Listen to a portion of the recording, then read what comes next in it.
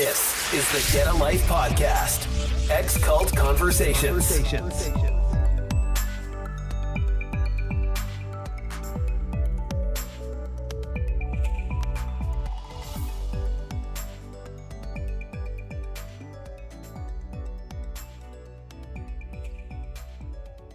Hello, everybody. Welcome to the Get a Life podcast, Ex-Cult Conversations. We're back again here in the UK, and we have with us our regular hosts, Anne with us, and Ros. Hello. And we're also joined this evening by Tina Nyström from Sweden, who has been a guest on Get a Life podcast and is joining to help us host it. Hello, Tina. Hi, nice to be here. Thank you, Tina. We have with us today our special guest, John Gilliland. John left the Brethren some years back and will obviously be telling us his story about how and why. But just before we start, John, I understand you prefer to be called Gilli. And when you told me the reasons why, I thought that was quite symbolic of the transition most people that leave the Brethren go through. So maybe you'd like to share with us why you prefer to now be called Gilli. Yeah, so I'm based in North Yorkshire, and a lot of people in North Yorkshire use nicknames. So it kind of started naturally from my wife and her family, just using it as obviously a shortening of my surname.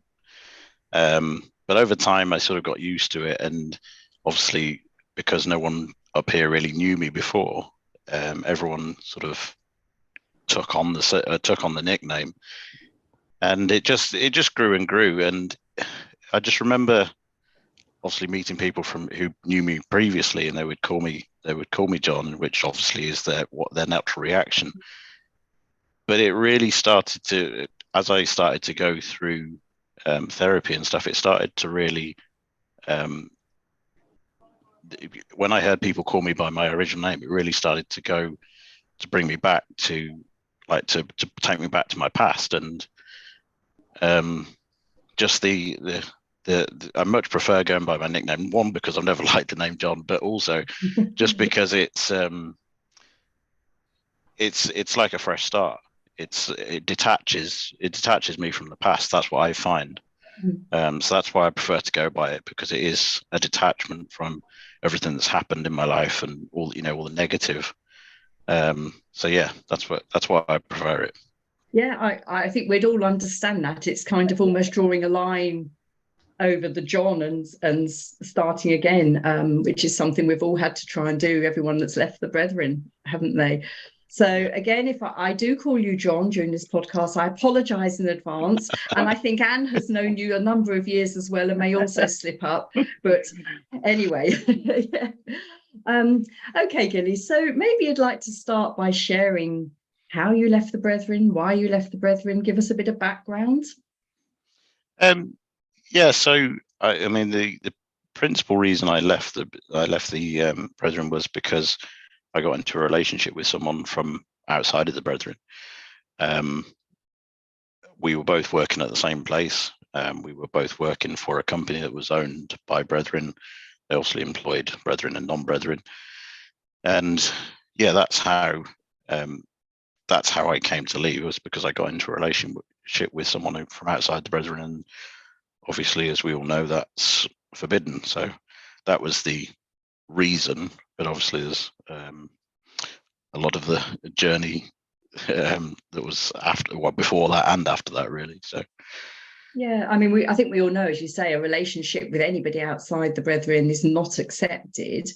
But I can imagine there were things that led up to that made you seek out that relationship, even though you knew it would be something the Brethren would not accept. So let's give us some background to what led up to that relationship.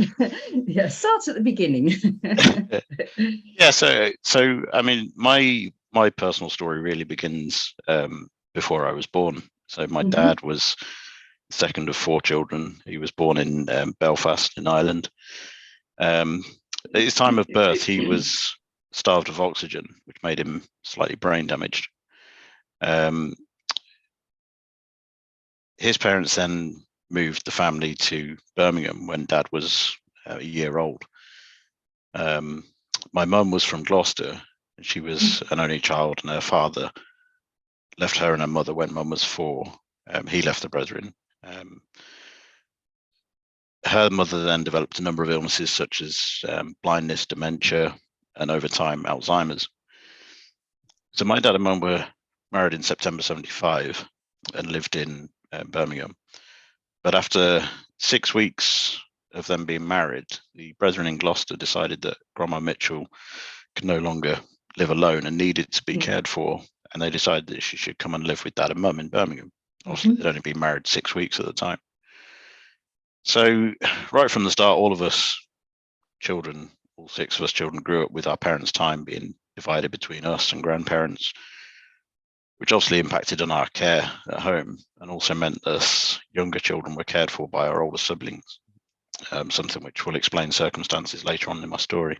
In 91, Grandpa Gilliland suffered a stroke which left him disabled down the one side of his body. This meant that Dad's parents now needed constant care and help. So on the 22nd of January 92, we moved to a larger house with an annex on the side for Dad's parents, which obviously meant that they put money into the house. Yeah, and at the time, this wasn't an uncommon thing for the brethren to do, to have an annex. Is that correct? A sort of a house with an annex for elderly parents or people that needed care. No, not it's not uncommon at all, because it was very rare for elderly brethren to end up in public care homes or private care homes. It was very much a thing of caring for elderly parents, and it's not uncommon at all. But I think the sort of thing with our situation was obviously Dad and Mum weren't very well off, and so they needed the fact that Grandpa had to put the money into the house, which sort of made it difficult further on. So by this time, so sort of early to mid 90s, we were living with Mum's mother in what should have been the dining room, and Dad's parents in an annex. And again, as we all know, there's massive class distinction in the brethren, and all these factors were meant that we were heavily despised as a family, and all of us as children developed massive inferiority complexes. But Grandma Mitchell, so Mum's mother, then passed away in 95. Then in 99, Grandma Gilliland suffered a heart attack during her sleep and passed away on a Saturday night. And it did leave, when Grandma passed away, it left a massive hole in my life, because she was always someone that you could go to and talk to and listen to. She'd got so many stories from her childhood in Ireland, and it was just some, even though I was only young, it was even then it was an escape to just go and talk to her, and she'd always have time for you. She had time for anybody. She did, yeah. She did. Lovely woman, and I suppose we connected because of the Irish background. Yeah. But yeah, both your grandparents used to talk a lot about their life in Belfast, and and they were a comfort to me actually in my early marriage. Yeah, and I don't think, even though I was young, I probably didn't appreciate it enough at the time. But she, looking back, and obviously now hearing stories from her relatives who are outside of the brethren, she was the, if you want an epitome of the word saint, she was it. It was, she could never do enough for anyone. She cared for Grandpa after he had his stroke, even though she wasn't, physically that strong, but she did everything for him. So then Grandpa Gilliland passed away in 2001. He had an aneurysm, but obviously when he passed away, this meant that the money that he'd invested in the house was divisible between Dad and his sister. Technically, it should have actually been divisible between all 4 of the children, but 2 of them were out of the brethren, so they didn't get included in the will.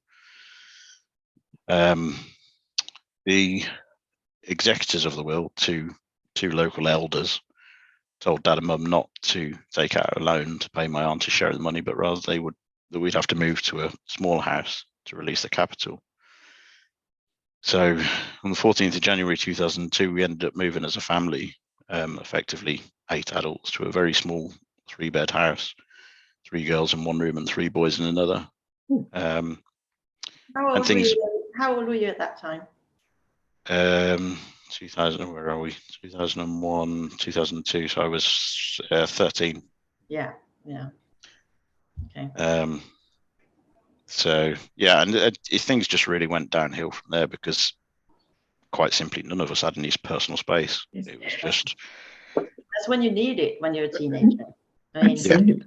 yeah. And prior to that, had you had enough bedrooms for you to have your own bedroom? You know, the house was big enough, or you certainly weren't 3 of you in one room or anything like that, were you? I mean, technically it was still a 3-bed house, but it was a very big 3-bed house. So my sister's bedroom at our old house was like a massive L shape, so it could have easily been split into 3. But yeah, we just literally, I mean, we were like in a dormitory. We were about a foot between the beds. And Gosh. The strange thing about that is that I mean, Bruce Hales was sort of advocating that every child should have a bedroom at that time. Yeah.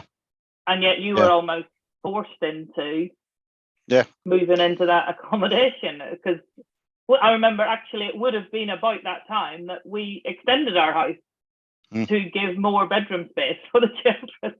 Yeah. And say that all the children should have their separate rooms. Is that something? Yeah. Interesting. Yeah, I mean, it came in. I don't know. It was probably a similar time to that. It would have been. Young people buying houses should have 4 bedrooms and 2 bathrooms to be able to accommodate entertaining and all that, and then having a bedroom for each child. So you ended up with people doing random room conversions just to get. We did. You'd have garages being converted into bedrooms and all sorts of spaces, just so that I'll come on to it later on, but when we did eventually move, my 2 brothers were in a bigger bedroom, and they literally had wardrobes down the middle of the room to create 2 rooms. Yeah, to give them some privacy and space. Yeah. But 2002 was the start of something awful. So I was 13 or 14 when my eldest sister, who would have been 25 at the time and who had always looked after me as a child, started paying me special attention. Something I later in life had to acknowledge as sexual abuse. At the time, she convinced me it was normal and there was nothing wrong with it. But over the course of the next 6 or so years, she continued to abuse me whenever she got the chance, again, convincing me that it was okay. When I started work, we both worked in Coventry, meaning we shared a vehicle. Unfortunately, given her more opportunity to continue with her trail of abuse. As I grew older, I began to realize that it wasn't normal and began to push back against it. At which point, she bought my silence by telling me that if I told anyone, she would tell them that it was me who had started it. The shame of this was enough to keep me quiet, whilst at the same time being a very small part of me that still believed that it wasn't that bad because that's what I'd been told. And then 2007 / 2008, in an attempt to get away from home and the shame of what had happened, I was still happening at home. I started going away for weekends with my brothers and other local young brethren lads to work on meeting rooms, which meant I was going to places where people didn't necessarily know my background or my family's background. And having grown so fed up with the situation at home, I ended up moving away from home, still within the brethren, but staying with friends in Guildford for a number of months. And with me living away from home, it highlighted the fact to the local brethren that there were problems at home. So they addressed the situation by telling us that we as children would have to put our money alongside the money from the sale of our existing house into a bigger house.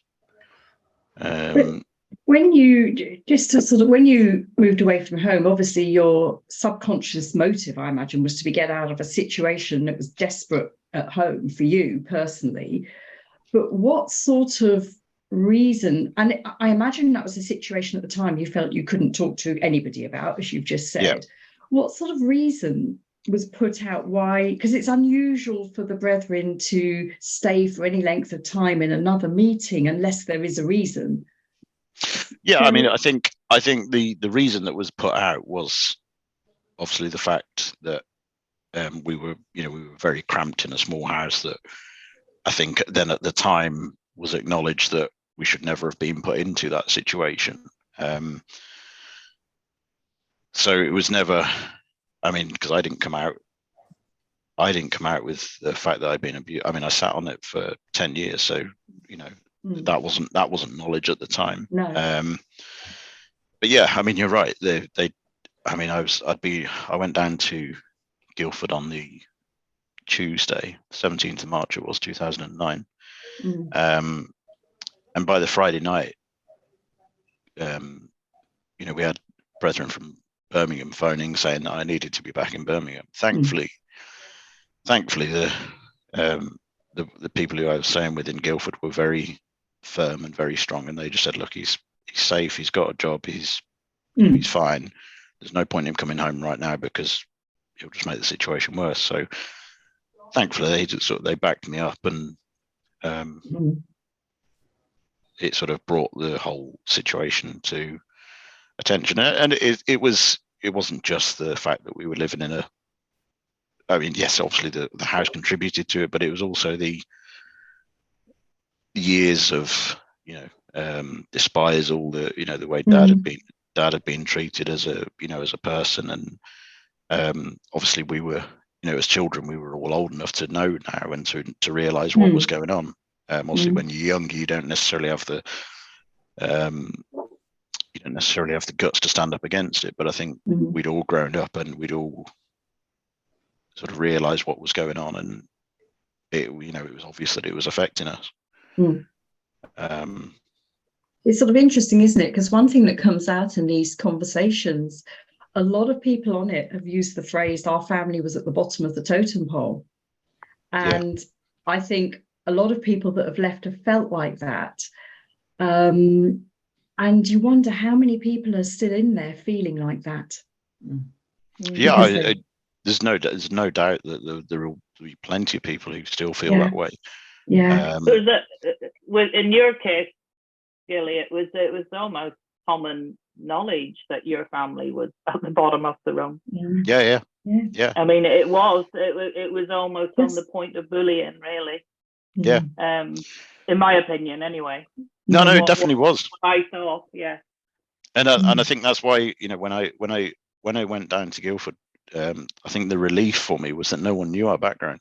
So if I went anywhere in the surrounding area around Birmingham where I was from, everyone knew us. Everyone knew the background, and we would, I remember as a kid having brethren in the house on a Sunday night from outside the area, and they literally wouldn't eat. They wouldn't eat what had been provided because they'd heard such horrible things about the supposed how scummy we were and all the rest of it. And that's the kind of thing that and it sticks with you and you remember it. And all the little things that people the little comments that people make, and it you still obviously it's I've been out for 10 years now, so it's slowly, time does help things move on, but you still remember those little details. And I think the other thing is when you've been in that situation for so long, it's almost becomes a deep down doubt that you can achieve things in life. There's things that, there's things like, career moves and things like that. You think, I'd love to do that. And you instantly find yourself doubting that you can do it. And when you sort of strip it back, you realize it's actually because you don't believe in yourself because of how you were put down as, as a child and as a family. I'm still struggling with that, actually. Still struggling with the feeling that I'm not good enough, especially as a woman. That's interesting. Yeah, it is. And I speak to my I go to these what do you call it, psychologists or therapists. Therapists, sorry. That's and they all come to the same conclusion. To do with the background. You've kind of got a double whammy of it, though, I'm sure, Gilli, because there's the sort of the way your family obviously were viewed just amongst the community, that was the only community they knew. But then there's also this ethos that comes through the Brethren. I always think, you're told from the day you're born, because all of us were born into the Brethren, and you're told from the day you were born that we are born in sin and shapen in iniquity, which is a biblical phrase, isn't it? Yeah. And you grow up, wherever you are in the Brethren hierarchy, you still grow up with that feeling, I'm not worthwhile, I have no worth. And then if you've got compounded on that, the how your family were treated, I applaud you for still standing, John, Gilli. I really do. Yeah, because it's just, it could break a better person. Yeah. We were told, weren't we, Gilli, to look in the mirror every morning and say, "Oh, wretched man that I am." And then that's still, I struggle massively with. Everybody that has, like my manager at work and everything, she just says, stop apologizing. You're doing fantastic and believe in yourself. But you don't even realize that you're not, if you know what I mean. Well, no, because we've all been brought up with that. You're not worthwhile, you've been bought with a price, and all those things that are hammered into you. And then, as I say, you get it compounded with the fact the own community that believe the same thing are also looking down on you as a family. It's no wonder, really, is it, that you grow up not believing in yourself. Anyway, carry on, Gilli. So you I know there's more to come with the story. So fast forward to the late spring of 2012, when my ex-wife, now Jo, she was half Swedish and half British, and she began working at the same company as me. Probably being done, but can I ask how old you were then? I was 20. Hang on. I could tell you. I think I was 24. I think. You were 24. You were 24. Yeah. So just to clarify, Anne, you were saying that Gil is about the same age as one of your children. Is that correct? And you remember them? We had a lot to do with each other. Well, even with your mum, because your mum was a bit older when she had you, wasn't she? And then I was the young mum with Clint, my first. So we would be in the foyer together, as mum. But I think there's 3 weeks between. But while we were pregnant, we were like, wondering if it was going to be, the same. And then Gilli and Clint went to school together. Together. Yeah, so that's how you know how old he was in the year he's talking about. Yeah, you can time it exactly. Yeah, because when I left, Clint was 24. Which was just a few months after you, John. Yeah, that's right. Yeah. Yes, we digress. Carry on, Gilli. It happens. So no, obviously, as already said, because I was outside of I was in the Brethren, she was from outside. Obviously, it was completely forbidden. But by the end of 2012, we'd formed a relationship in secret. And obviously, all the time that this was going on, things at home became extremely difficult because I was trying to hide something that I knew, my parents, the local brethren would be angry if they knew. But yeah, things became so difficult that at home, I think, and on Christmas Eve of 2012, I moved in with my brother and his wife. And then the Tuesday, which was the Christmas day, Christmas morning came, and at breakfast I couldn't hold back my feelings anymore, and I just broke down and told them that I was pretty much in a relationship with Joe. Straight away, my brother said he couldn't deal with this alone, so called a local elder around. But the local elder he called around was the director of the company that Joe and I both worked at. Oh, of course. Yeah, exactly. No conflict of interest there then. Not so. Yeah. Didn't you, most of you as a family work for that company? No, not that one. No. That was another one. Dad and my brother and my sister all worked for another company. That's what I was thinking. Yeah. No, I didn't work there. Thankfully, you weren't there, right? Yeah. Okay. And yeah, so it all began. Came around about 10 o'clock, and the grilling started. I was foolish to think this would ever work. I was going directly against God and Bruce Hales. I'd let myself down. I'd let the local brethren down, and more importantly, I'd let God and Bruce Hales down. Because of course the two are one and the same, aren't they? Yeah. I'd argue that one's higher than the other at the moment. Well, yeah. Yeah, there is that. And yeah, he then left and said he'd return at 5 p.m, which he duly did. By now they said it was crunch time. I had to make my mind up. Was I staying with the idea of being with Joe, or was I going to do the right thing and stay with the brethren as being the only safe place, the only place that God could bless me, the only true position, etc., etc. And I, obviously at the time I didn't necessarily, at that point in time, I didn't necessarily see the brethren as being the wrong place.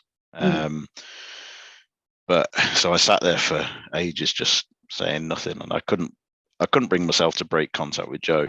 And eventually my brother just said to me, look, if you don't feel you can say it, then write it down. And I hesitated because I knew what I really wanted to write would break his and the rest of the family's hearts, but I couldn't do anything about the way I felt. So I wrote down on that bit of paper, I'm going with Joe. He handed it to the elder, and as soon as he saw it, he told me that I would be confined, which I'd already accepted anyway. I ran up to the bedroom I was staying in and just broke down. The sheer relief of actually stating where I stood was just was immense. But the next day was honestly one of the worst days of my life. My other brother and his wife came around. Pretty much the whole day was spent by them preaching at me, telling me how wrong it was, how evil it was, quoting ministry from Bruce Hales at me, saying whatever they could to try and convince me to change my mind. But for some reason, unbeknown to me, it only made my conviction to go with Joe stronger. So my brother then informed me that evening that the elder was coming again at 10 a.m. the next morning. And on hearing that, I knew I had to be out before he arrived if I was to go. So I contacted Joe via email and asked if she would collect me at 7 a.m. the next morning, which she promised she would. That night, I hardly got any sleep at all because I was convinced something was going to go wrong with the plan. As I thought, at the time, I thought God was going to come in on judgment on me. We've all been there, I think. Been there.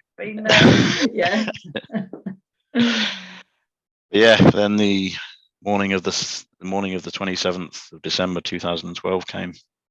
Little did I know, but that was the day that changed my life forever. I was up, showered early with the 2 bags of stuff I had with me, both packed and ready to go. when Joe emailed me to say she was outside. I went downstairs to supposedly get a drink to find my fears were confirmed. Every door and window was locked and barred with no sign of any keys anywhere. What?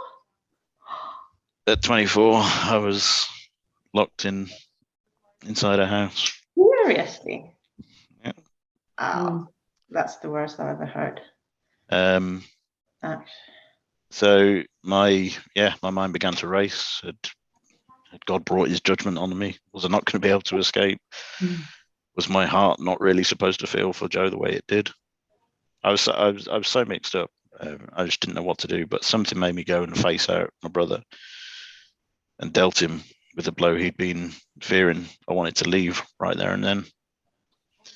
He urgently tried to convince me not to, and his wife went hysterical, but eventually he had to admit I was legally of an age where they couldn't hold me against my will. Finally, he unlocked the door. I thanked them for what they'd done, walked out of his house for the last time ever. I jumped into Joe's car and just said, drive, we need to get out of here.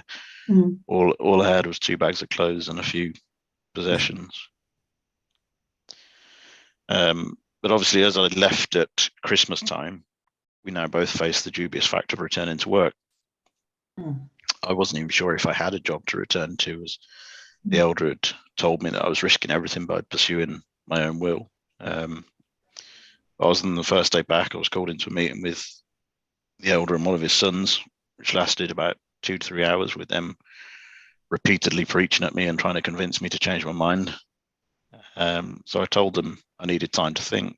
So they adjourned until the next day. The next day came. I was called into a meeting again. This time they offered me to send me to Australia for a month or 2.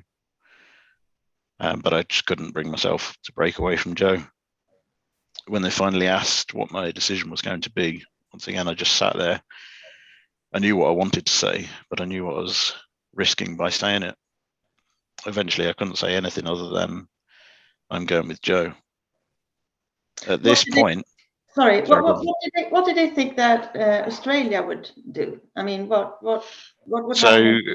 So around that time, it was quite common, and I think it's obviously happened since I left, that it was quite common for people to be sent to Australia for encouragement. And essentially, I mean, in my case, it would have been a case for me. It would have been a case for for me to have broken contact with Joe, and for Joe to have been told that I would, that I was out of reach, and they probably would have made her redundant conveniently while I was out the picture.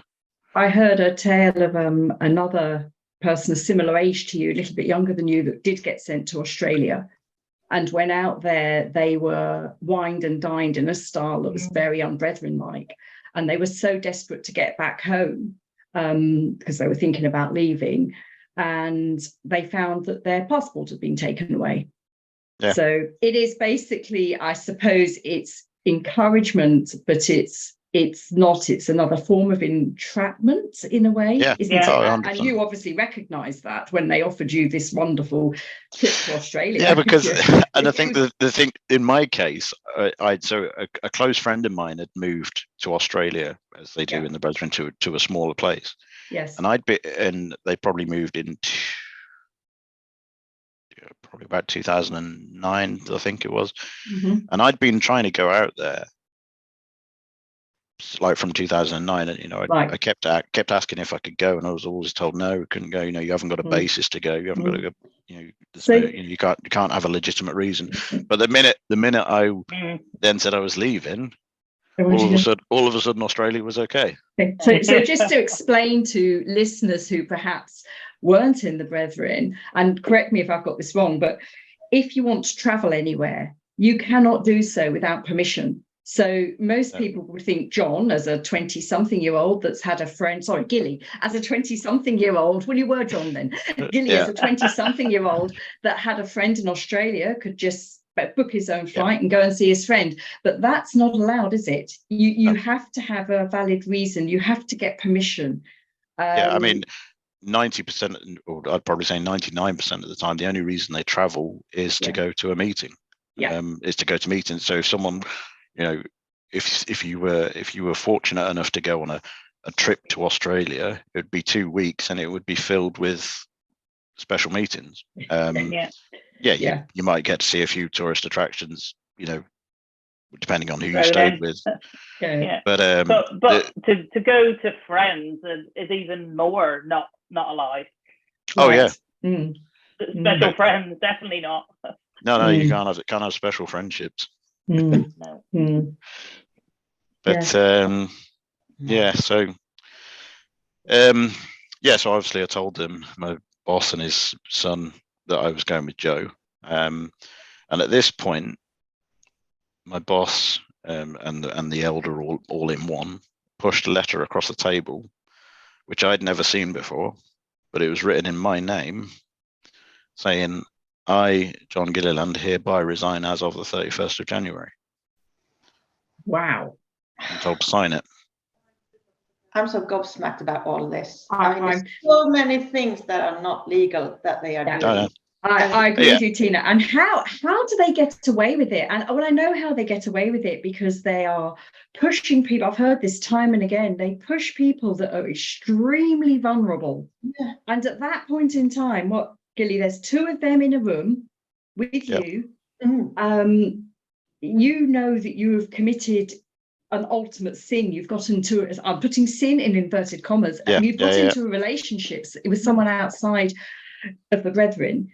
In an employment situation, you would have somebody with you representing you. Forget the religion, the brethren bit. If there's a situation at work where they've got an issue with them, but you should have someone there representing you, defending you. And yet they just ride roughshod over vulnerable people. Yeah. I mean, if obviously if I knew then what I know now, and never would even, I would have just pushed it back and laughed at him. I mean, I was given, they paid for me to go to a solicitor and, to sign. They'd drawn up a compromise agreement, which basically covered their backsides, that I wouldn't, I'd never, if I signed a compromise agreement, I wouldn't it would never come up against them. And I remember at the time, obviously, again, going back to what I said earlier, at the time I left the Brethren, I didn't necessarily see them as wrong. So you have to bear that in mind. Yeah. And when I went to the solicitor, I remember the solicitor saying to me, he said, "Are you sure you want to sign this?" Yeah. He said, "Because this is just utterly," he said, this is just one of the worst things I've ever seen. And at the time I just said, look, I just want to get it out of the way. I just want to, And I think that's something, again, to try and explain to listeners that weren't in the Brethren. If you were never there, most people would say, why on earth would you sign it, and so on. But the mental battering you have at the point you are at now, where you have no choice, if you want to be with Joe, than to leave the Brethren, that mental battering where they're throwing everything that's been ingrained at you from birth is really hard to take, really hard to stand up to. And it's, I'm sorry, Roz, I think you wanted to say something. No, I was going to say that I was given exactly the same when they made me redundant. I'd been out, left the Brethren for a year, but I was still working for them, and they just made my job redundant, and they tried to get me to sign something that just would never have held up in court. And they told me to go to a solicitor about it, and when I went, she said, "This has got to be fair right down the middle. Turn it all round on them and say they've got to do the same thing then." And she just said, "I'll rewrite it completely the same, but for them as well." It was the same. Sorry, go on. No, I was just going to reiterate that everything that they'd asked me to keep secret or to not speak about, whatever, same goes for them. Yeah. But it's the same whenever I was getting custody of the 2 youngest. They drew up their own parental responsibility agreement and tried to get me to sign it. But thankfully, my solicitor, who I'd already appointed, was like, "No way, you are not. You are going to court. even though I didn't really understand the system at the time. Yeah. He stood up for me, thankfully. Yeah. But people do ask that, people that haven't been in the Brethren, why on earth, in my situation, didn't you go to the police? You couldn't. No, it's very hard to explain the whole way, haven't you? And where I sympathise, Gilli, is at that point you didn't necessarily realise the Brethren system was quite what it is, and I certainly didn't when I left either. So there's still that bit of you all the time thinking, I'm walking away from what might be the only right way, and that's tough, isn't it? Yeah, and it's that thing of I'm in the wrong here, so I just need to get this. Yeah, and it's an interesting question that's come up, because so many times I have when people know about my background, people ask me, well, why don't people just go against the rules? And I think for an analogy that I've used in the past to try and explain it. So my now wife is a farmer's daughter, and the farm is at the end of a long lane with a cattle grid at the end. And I've said to her in the past, I said, if from the day you were born, your parents told you that if you went past the end of that cattle grid, a monster's going to get you, you would believe it, because that's all you've ever known. Yeah. And I think it's the same thing is when people ask you, why didn't people just rebel? Because you just didn't, because it was, you were too scared to. Yeah. But it's not just, sorry. It's not just your parents. It's a whole community. It's a whole community. Yeah. And that's why, and again, I know this might be a little bit me on my soapbox again, why I think with the UK, where we have the coercive control laws and the move to try and get it so that coercion can happen within a group, I think what you're describing, Gilli, in your story is absolutely that in evidence. It's a group. Oh, yeah. It's a group 100%. coercing you to do things that most people wouldn't do, that's illegal, that isn't right. And yet you'll do it because of that mental coercion, but it's not coming from one individual person. No. It's the ethos of a group. But the behaviour, when it's with one individual person, is exactly the same. So if it's in a close, it's the same behaviour with the same outcome. Yeah. And those people, like our parents, are also being coercively controlled. Yeah, absolutely. You mentioned about your brother's wife when you told him being hysterical. Which a lot of people would think, if you put that in sort of really the cold light of day, your brother's wife's hysterical because you're having a relationship with somebody outside your church. Now, when you put it like that, most people would say, but we can all understand why your brother's wife became hysterical, because she would have believed that you were just going into a deep, dark place, wouldn't she? Yeah. And I think it's the other thing with that is it's the unknown for them. Yeah. They're told that it's the outside world is so evil, and I remember a couple of weeks. So, obviously in the early days of me leaving, my family did keep in touch, but I remember my other brother, asking me at the time, after a couple of weeks after I'd left, because it was so foreign to them, the idea of someone being outside. He asked me if I was still having 3 meals a day. And it's like, my life hasn't changed that much that I'm now incapable of feeding myself. We don't need You're suddenly not human. I'm sorry to laugh, but it is. It's true. It's true, yeah. I remember somebody coming to the door to try and preach to me, and they actually pushed their way in. And he looked around the room, the lounge, and he went, "Well, it's good to see that you're keeping your house up together still." Like, hello. Yeah. You haven't gone to complete. Yeah. You're right. It's very hard for people that have never been with that mind control, with that circumstantial control, to really get it. I think people do, and I think people have been in that situation in other groups but it's when you talk about it in absolute simple terms, it does sound ridiculous, doesn't it? But we all know how strong that is. Yeah. So you then had to resign. Sorry, go on. So I was going to say she would have literally been petrified. Yes. Yeah. I mean, it was the point of me. It was literally the point. So I'd almost come to a physical fight to get my brother's keys off him to open the door. And it was the point that, you know, I'd picked up my bags, and I think at the time she was in the bathroom, and, you know, he called up the stairs to say I was leaving, and she literally came down the stairs in hysterics to, because of what we said. She just didn't know what I was going into and feared the absolute worst. Tough. So you ended up having to leave your work, I assume. What happened to Joe with work? So after I'd signed this letter in my name that I'd never seen, I was then told to collect my stuff and leave immediately. And I'd got a company car at the time, and they allowed me to keep that for the week, but I had to hand it back at the end of the week, obviously. And then subsequently, a month later, when I was off the books, so I couldn't, I couldn't legally, as a fellow employee, I didn't legally have any rights. Joe was conveniently made redundant, and made to sign.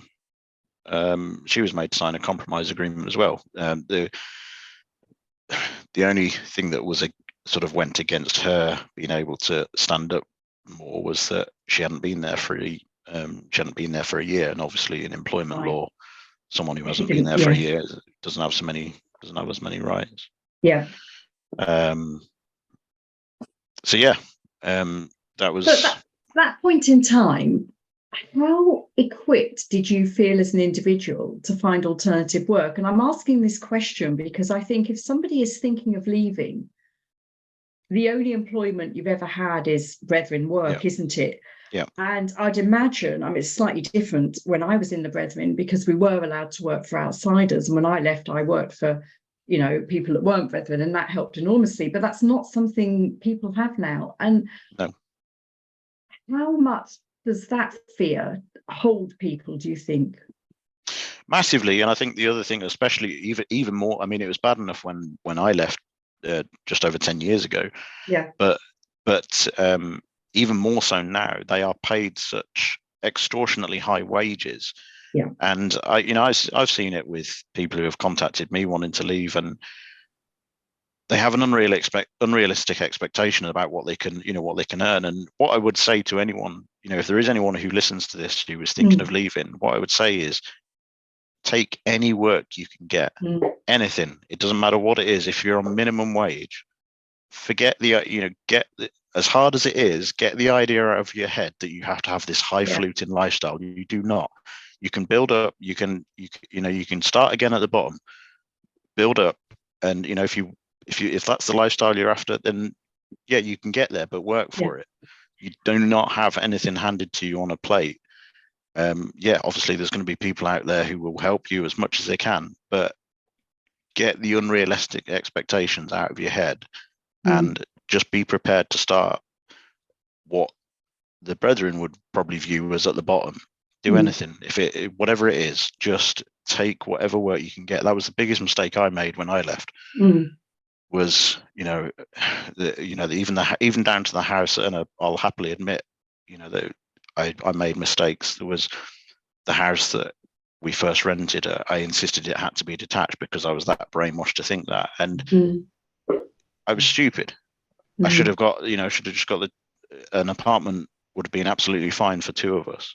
And straight away I was looking for, because I'd been in a sales role. I was looking for another sales role. Realistically, I probably was never suited to sales, but it was just what I was shoehorned into. And I think that's another thing is the, coming back to the point I was just making, is that people have this, because they're shoehorned into roles because they're so limited career options, they're shoehorned into roles they're not really suitable for. Yeah. And they have this sort of disdain for practical roles or whatever it is. But take anything you can get, because it'll see you through. Sorry, and it's more important just to get the job for the social piece. Yeah. Not for the wage and not for that, but just to get out there and meet friends and have a social network outside. That's more important than actually the pay. Yeah. I agree, Tina. And John, Gilli, I think it's absolutely sound advice. I know of somebody who left fairly recently and has taken a job as a kitchen porter doing shift work. And it's given them purpose. It's given them a reason. It's given them income. But as you say, it's because of the way the brethren are channeled into, you must have a big detached, well, you must have a detached house, and the bigger the better, and and therefore you must earn this salary to go with it. But what that particular person said to me is, my mind is free. And I just think that's something you can't put a price. Well, you agree. It's absolutely freedom is just all and everything, and just to start afresh anywhere. You're waking up in the morning free every day. You can breathe your own, and you can do it your way. Go on, John. Gilli. No, and I was going to say the other thing I would say to anyone who's listening to this and thinking of leaving, don't be scared. You don't think that you have to have a 9 to 5 either, Monday to Friday. Take anything. If it means working nights, if it means working weekends, whatever it is, just take it. Because you might not like it for the long term, but it will get you started. And like Tina referred to, it will give you a view of the outside world. It will give you a social interaction that will become invaluable. And especially if you're leaving on your own, you need those people around you. You have to broaden your horizons, don't you? Your horizons have to broaden. So I think that's very sound advice for anyone that's sitting there thinking, won't be easy, will it? But if you lower your expectations, and the freedom is worth it. So you and Joe did end up marrying, didn't you? And is that correct? Yeah. So I mean, that was obviously when I'd left. That was the end of my life as I'd known it up until that point. Everything changed forever. I was cut off from everyone and everything I'd ever known. And like someone was just referring to a minute ago, overnight I went from being a family member, being able to walk into dad and mum's house freely, to being treated like a criminal. I wasn't allowed in dad and mum's house without a chaperone. And whilst I did have people around me, I just felt so alone and abandoned. So over the last 10 years, there's obviously been a whole load of firsts in my life, and things take a long time to get accustomed to. I was 24, essentially I had to learn how to live again, because you're so used to thinking one way and you're afraid to go against that way of thinking. I remember one instance in particular. Was our first holiday. We actually went to St. Lucia in the Caribbean. But it had been drummed into me for so long that if you go against God, all these terrible things were going to happen. Obviously, at the time we were in the Midlands, and we obviously had to drive to Gatwick, and I was literally all the way down, even though I was excited to be going, all the way down to the airport. In the back of my head, you're going to have an accident, something bad's going to happen. And you get there and you haven't had an accident, and you go into the airport, something's going to happen in through security, something's going to go wrong. Get through security, nothing happens. You're in the departure lounge, something's going to go wrong, nothing happens. You get on the plane, the plane's definitely going to the plane's definitely going to come down. Or hijack. Hijack. I mean, we laugh, but it's very real, isn't it? Yeah, it's so real. And that's the thing, we went for 2 weeks, and don't get me wrong, I thoroughly enjoyed it. I thoroughly enjoyed the holiday, but all the time at the back of your mind, there's this constant, all the activities we did. We did, we did jet skiing, we did zip line, and all the time at the back of your mind, there's that constant thought that something's going to go wrong. And God waiting to judge you. That was what we're told. I was told the Sundays were the worst. Right. Because then I knew that was when he was going to come. Yeah. And so I'd never do anything bad on a Sunday, go to a movie or anything. Monday to Saturday, you lived a life, but you're the same, man. Yeah. No, I remember, even though I thought I'd got over all that, I remember sort of 4 years later realizing that every Sunday when I went out for a walk or went out anywhere, as soon as I saw a brother in car, I relaxed. Yeah, because I realised the rapture hadn't come. Maybe we should just explain. Explain. But I mean, I totally get that comment, but just explain what it means when we see a brethren car at 9 a.m. on a Sunday and realise the rapture hasn't come. So, what were the brethren told? You explain. So, so we were.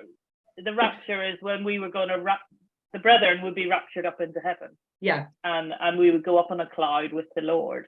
And it was going to happen at the Lord's Supper or the Communion, which is at 6 a.m. in the morning. So if you got to sort of 9 o'clock and saw some of the brethren still around, you thought, oh, I've got another week. But I thought I'd got over that, you know. I was shocked at myself when I realised, because you know, at that time I'd gone through cancer. I mean, in their eyes, God had punished me. Yeah. You know, but yet that's still at the back of my mind, that little thing. It takes a long time. I mean, did you find out, Gilli, when you left, that it took a long time to let those subconscious thoughts, it's going to go wrong, something awful is going to happen, go? 100%. And I think there's one thing I always come back to is, as I referred to earlier, and I'll refer to it again in a minute, is so I've got two uncles who left the brethren back in the 70s and 80s. But one of the things one of them always said to me was, like I said, obviously he's been out for a good number of years now, but he always said to me, he said, what you need to remember, especially in those early days when I was struggling mentally, he said, what you need to remember is that if you look at your life as a percentage or a fraction, it's still the large percentage of your life that's been spent within the brethren. So you are going to, you know, have those thoughts, because, you know, at the time, I'd been in the brethren for 24 years and I'd been out 2. You know, it's a massive part of the way your brain's conditioned. And you can't just undo that line of thinking overnight, can you? No. It takes many different situations to realise, like you say, going on holiday and realise actually the plane didn't crash and we didn't get hijacked, and it was all okay. To realise, to start to slowly deprogram that thinking, doesn't it? And even just like in, you know, your views in life in general. You know, your political views, your views on anything outside of the brethren. You know, you have contact with someone who's recently left, and you're almost jerked back to this almost prehistoric way of thinking. But it's you know it's not, you know, you're not judging them for it, because you know, you remember being there. That was me so many years ago. Yeah, absolutely. So you enjoyed your holiday in the Caribbean anyway? Yeah, we did. You had a good time. And then we got back, and mid 2013 we found out that we were pregnant with our first child. Unexpected, but a joy no less. And my eldest son was born in February 2014. Another change that I'll never forget. You know, the day I became a father, it was. Throughout the next year, with such massive changes happening and not having much support around me, being made redundant from jobs that, you know, like I just referred to a minute ago, realistically I probably wasn't suitable for.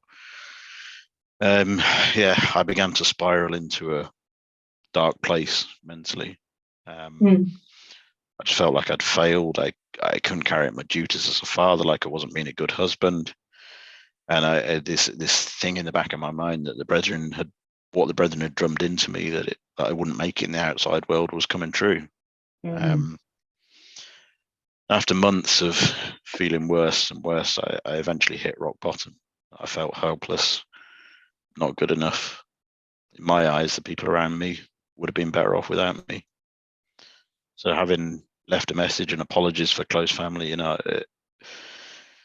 bedroom, I attempted to finish things. I attempted suicide for the first time. Joe, having seen the message, got to me in time and managed to stop me following through with it. In desperation, she phoned one of my brothers to plead for help. His response to Joe when she said that I'd just attempted suicide was, "Do you think he meant it?" Wow. Yes. Yeah. But having put us through that, I realized I needed to get some help. But I eventually went for a therapy session in a class environment, which, although in itself wasn't great, it did make me realize I was deeply depressed, something I'd tried to deny for a long time.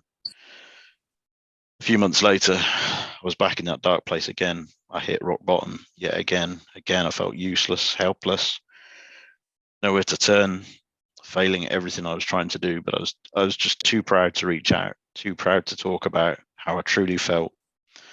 I wanted everyone to think I could cope, to think that I was strong by pushing through, when in reality, the real strong thing would have been to admit how low I was. And again, that feeling of everyone being better off without me crept up on me. I attempted suicide, and again and again, Joe prevented me from following it through to completion. Following this, I knew I had to talk to someone if I was to survive. I began talking to close family and friends, which seemed to stabilize me, and having found work, I was steady for a while. In 2015, we discovered we were pregnant again. Leighton was born in January 2016. Fast forward to July 2017, following being made redundant again, we felt we needed a complete reset, a chance to start over, a chance to build a life away from all the history of the last few years. We made the decision to move to Sweden as a family. I was moving there in August 2017.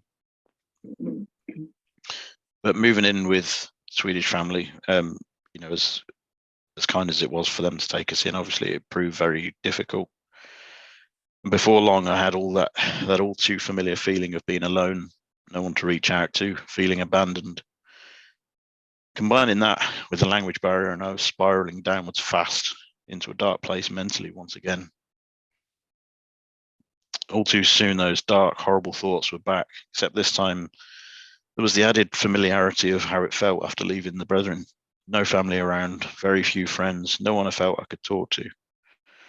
Once again, I was at rock bottom with what I felt was no option but to put an end to the pain, an end to this cycle. Thinking my sons would be better off with someone else to bring them up, someone that could do a better job than me. I sat out on a walk to the local harbour, intending to end everything. Whilst I was walking there, a very close friend from the UK who had messaged me every day struck up his daily conversation. Quickly realising things were badly wrong, he called me. After an hour on the phone, he talked me back from the water's edge. Something I'll never be able to thank him enough for. Following this latest mental health collapse, I again sought help. Thankfully, the Swedish take mental health very seriously, and I was referred to a therapist who was absolutely brilliant. I was prescribed medication for the first time since leaving the PBCC. The brethren, I felt like I was getting somewhere mentally. Working through therapy sessions 10 years after the abuse had stopped, I finally had the strength to acknowledge to myself that my sister had sexually abused me. Whilst I didn't discuss the abuse with my therapist, the realization struck deep. Maybe it wasn't normal after all. Maybe I wasn't at fault like I'd been made to believe. Maybe it wasn't okay. At the end of April in 2018, I came back to the UK to try and gain a qualification to help me get work in Sweden. Initially living with my uncle, then finding my own flat.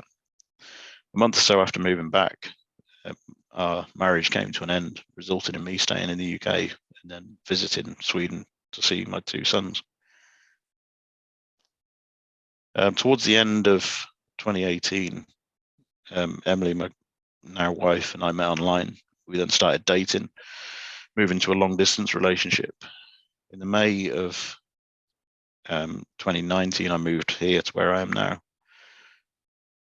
But during that time, we were out for breakfast with an ex-brethren friend and her boyfriend one weekend. We were discussing the brethren, and the subject of abuse within the brethren came up. He innocently made the comment that he thought there was more of it than people realized. I couldn't say anything. I just stared out the window, tears streaming down my face. Thankfully, I'd told Emily only a few days before, so she knew what made me upset. So we walked out of the cafe, and for the first time ever, I was able to tell someone the full details of the hell of the 6 years of abuse. And following my move to this area and my therapy in Sweden, I knew I had to get more therapy to help get over all the elements I passed. I did find a therapist who I told everything to, going through intensive sessions week after week to get over not just the abuse, but the years of brainwashing and conditioning of my upbringing in the brethren. The process was, it was intense. It was grueling, reliving every hellish moment from my past, at times almost breaking me. The brutal realization that my own sister had actually engaged in paedophilia. But I knew I had to push through if I was going to be in a better place mentally, and I was going to be a better person, not just for those around me, but for myself. I can never describe the feeling of knowing I wasn't at fault for the abuse, that it wasn't something I'd done, that I wasn't responsible for it.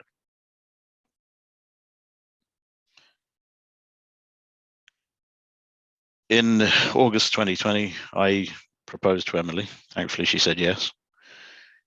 We were married on 31st of July in 2021. We discovered we were expecting early 22, and my youngest son was born in October just last year. And also on the 27th of December 2022, it was a celebrated 10 years of freedom away from the cult, from the control of the cult I was brought up in. Freedom to love, freedom to make choices, freedom to make decisions for myself, freedom to be true to myself, freedom to be the person who I want to be.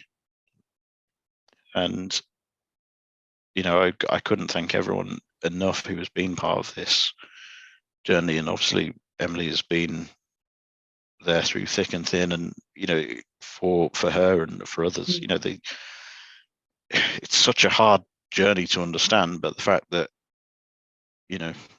she stood by me has just been everything. She's great, your Emily. She is. I mean, I think that's what you've been through is an incredible story, and I think you're very, very brave to talk so candidly about it. It's like when Cheryl first spoke about the abuse that she had suffered. I think to talk openly and candidly about it takes enormous courage, but I think is needed. And I wonder, John, I wonder what you would say to anybody who is carrying a similar burden that you've carried all those years now. How you feel now, having come out and spoken about what happened and sought help about it, because I'm sure there's other people carrying the same burden of knowing. Yeah, absolutely. And I think and when I say this, I genuinely hope, I genuinely hope in one sense there's no one who does listen to this who has been through what I and millions of others have been through in all sorts of forms of abuse. But if there is anyone listening to this, what I would say is, it took me 10 years for me to come out with the abuse that I'd been through, partly because of the shame, the thought of that somehow it was my fault. But the one thing I'd say to anyone who's been through this, or is currently going through, if you're not telling someone about it, ask yourself, who are you protecting? If you're not protecting yourself, why not? Why are you protecting a perpetrator? Why are you putting yourself through more by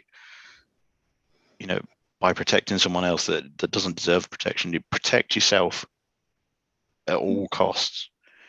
I know it's and if there's anyone who's listening who's still currently in the Brethren, has been through that, I know it is very, very difficult, because it's all swept under the carpet, and especially if it's something that's, if it's something that could publicly bring shame on them, they'll do whatever they can to hide it. But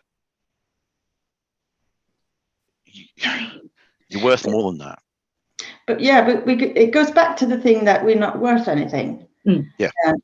Because we have to realize that you are the most important person in your life. Yeah. And that's one thing that actually my therapist I had in Sweden, she was absolutely brilliant. But the one thing I'll always remember, I'll always come back to, from the one thing she taught me was, I was talking about not doing a good enough job of being a good husband and a good father, and she just stopped me and said, "How do you expect to look after others if you don't look after yourself first?" Exactly. And my upbringing and all our upbringing will tell us, you need to put others first. And yes, that's not a bad thing to look after others, but you can't look after others if you're not caring for yourself first. You have to be well mentally and mentally yourself to care for others. I've got an analogy that Dan uses for that. So because obviously over the years I've had a lot of guilt about my children. And he said, well, on an aeroplane, when they do the safety procedure and they talk about the oxygen mask, who has to put the oxygen mask on first before they can help anybody else? That's a very good analogy. Because they expressly say that, don't they? Before you put it on your children, you put it on yourself. So how can I help my children if I'm not helping myself? No, that's absolutely true. And then there's another thing you touched on, John, that Gilli, that there were points when you felt life wasn't worth carrying on. And I know when you did a talk recently, you were raising funds for the Samaritans, weren't you? And I think we'll put a link to the UK Samaritans helpline on this podcast in case anybody is listening and is feeling as you felt on those occasions. But can you explain the sort of something brought you back, and something took you there, and something brought you back? Yeah, I mean, I think the biggest point that brought me back from those suicidal times is reaching out, talking, and I know everyone says, "Oh, just talk to someone," and I know there's a lot of people who go, "I'm not a talker, I'm not that sort of person," but reach out to someone, whether it's a professional, whether it's a family member or a friend. You've just referred to the Samaritans. They offer a 24-hour phone line that you can just talk to anyone. And even if you don't feel like talking, they've got a facility where you can write or email. And I think it's just so crucial to just reach out.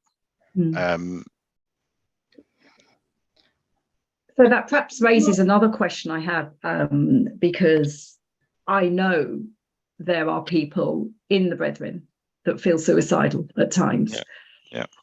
And I think if you're in the Brethren, perhaps, I suppose what I'd say to you is, what would you say to somebody in the Brethren that's feeling like, I don't want to carry on with this and I can't see a way out? Because I suspect, although I don't know, if they reached out to somebody within the Brethren, they'd be told, well, you need to get right with God.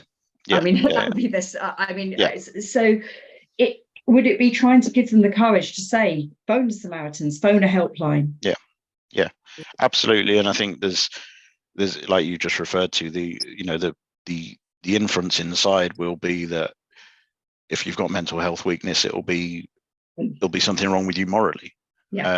But it's not the case. And the Brethren will make you feel guilty for that, for feeling that way, and possibly even put you down for it. But if there is someone feeling that way, just as hard as it is, and as much as you might not see it right now, things can and will get better. That just make that call, make that talk to someone out. If you work in a business place that employs non-brethren, speak to someone. I know plenty of people who've left the brethren by doing that, by just talking to.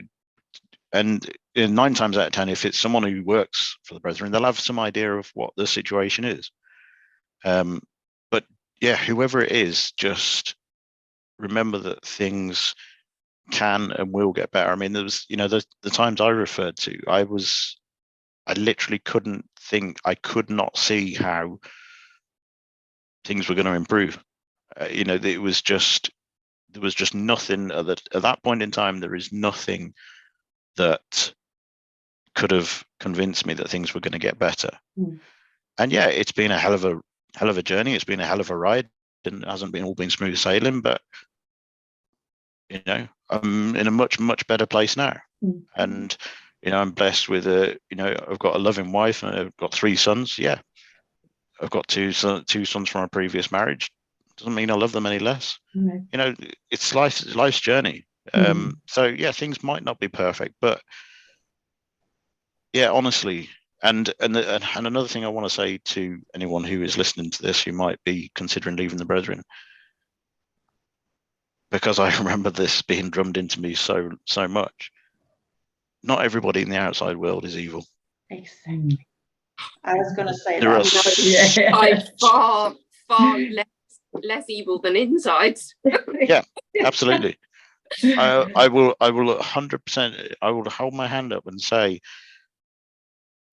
all the time I used to look, because of the way I was taught to think, I used to look down on people from the outside world. Trust me, there are far more caring and genuinely caring people outside of the brethren than you will ever imagine. And sincere and genuine. People who actually care. They haven't got a reason to want to flatter you. And it's just on that point. I remember my ex-wife.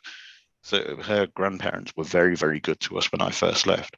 I mean, they were very good to us all along. But I remember her saying, her grandmother gave me a compliment, and I instinctively went to bat it away. And I kept doing it, and eventually Joe said to me, he said, "Look, you've got to stop doing this." I said, "What?"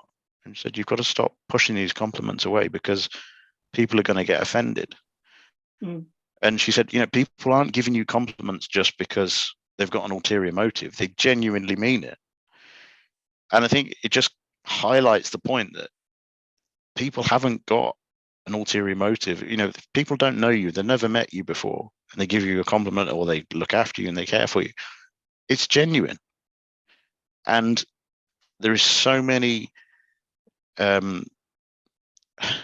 people in the outside world who will care for you, who will look after you. And I've been in situations where people have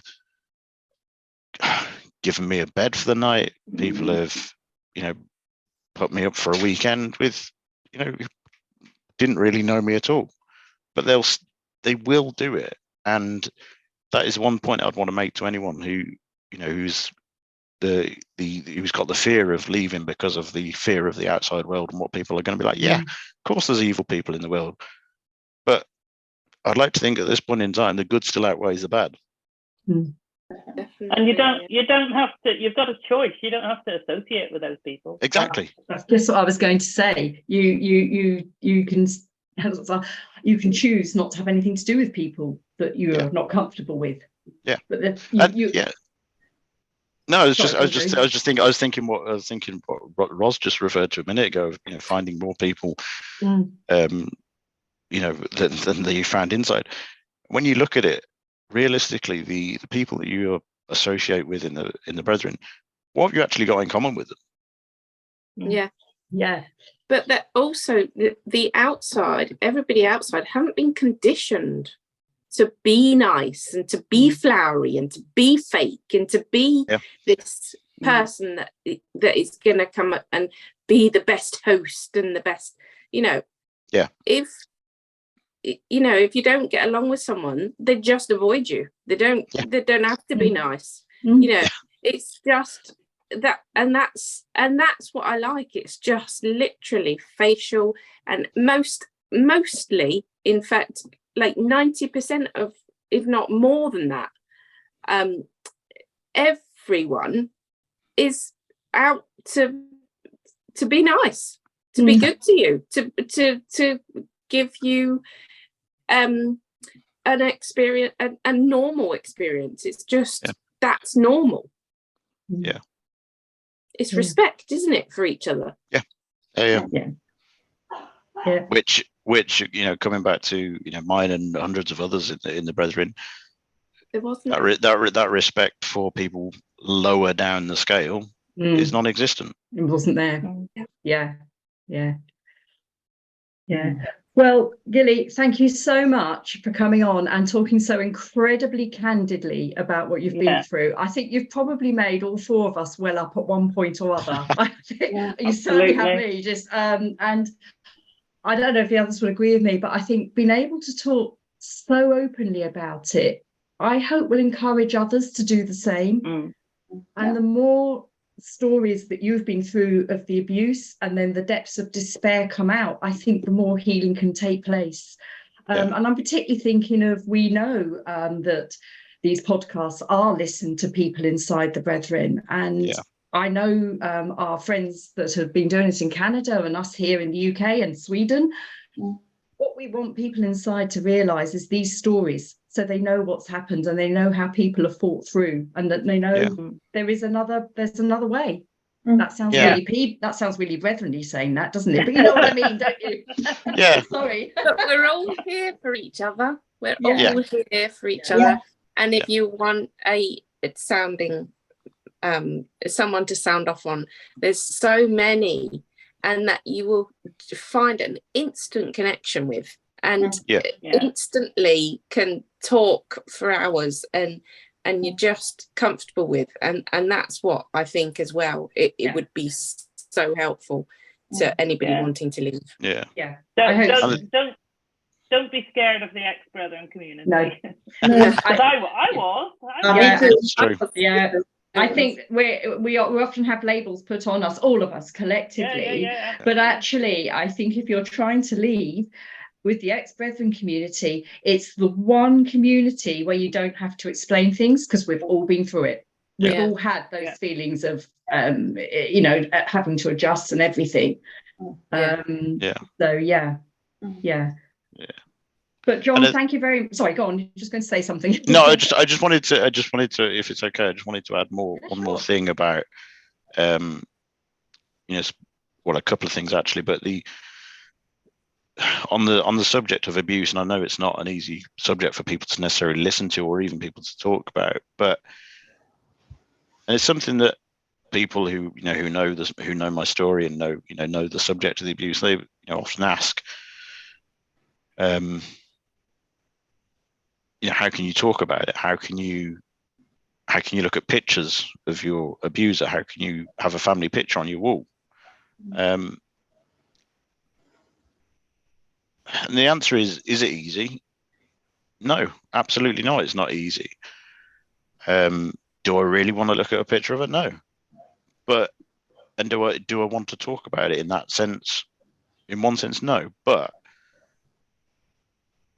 I have a picture a family picture on the wall, and I do talk about it because, and it's there to say to say to myself, or to say to her rather, you're not going to win again. You won once, and I'm not going to let you win again. You may have belittled me once, but not anymore. And I can look at that picture and I can talk about the situation and say, never again. You will not silence me by your threats. You will not shame me into silence. I wasn't to blame. I wasn't at fault, and you're not going to pin that on me. That is on you as the perpetrator, and it's on you only. and I refuse to let it shape who I am and who I will be. I won't let it weaken me, and I'll use it to strengthen me and to fight for justice for everyone who's been through that situation. And the other thing I just wanted to quickly say was about I know it's another sensitive subject, but it centers around the subject on suicide. And this is more probably directed at people who are, who may be around people who are suicidal. But there's a lot that's often said about suicide and attempted suicide, and there's the, why would you do that? It's stupid. It's a coward's way out. How can you be so selfish? They're just attention seeking, etc. But when someone is genuinely feeling suicidal, hearing these sorts of statements is the worst thing they can hear. And if you do know someone who's feeling that way, just be there for them. Don't judge them. Don't make judgmental comments. Don't tell them to pull themselves together. Don't tell them they're being selfish, and don't tell them they're being stupid. Just, be there, listen, be a listener, try and encourage them to get help, try and encourage them to reach out. But most importantly, don't make them feel worse for the way they're already feeling. I think that's absolutely true. And it's good thing to remember, definitely Gilli. Good thing to remember. Yeah.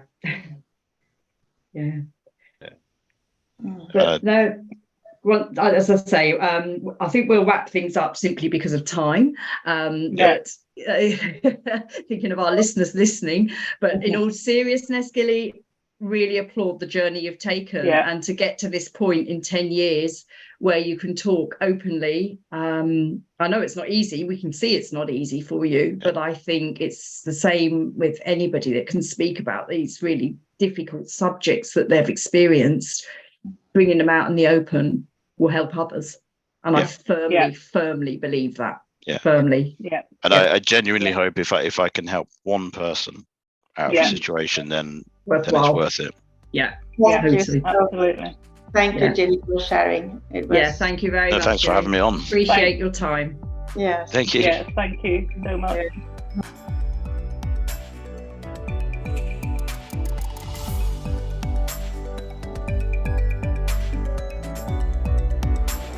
To share your story or be a guest on the show, email info.getalife@proton.me.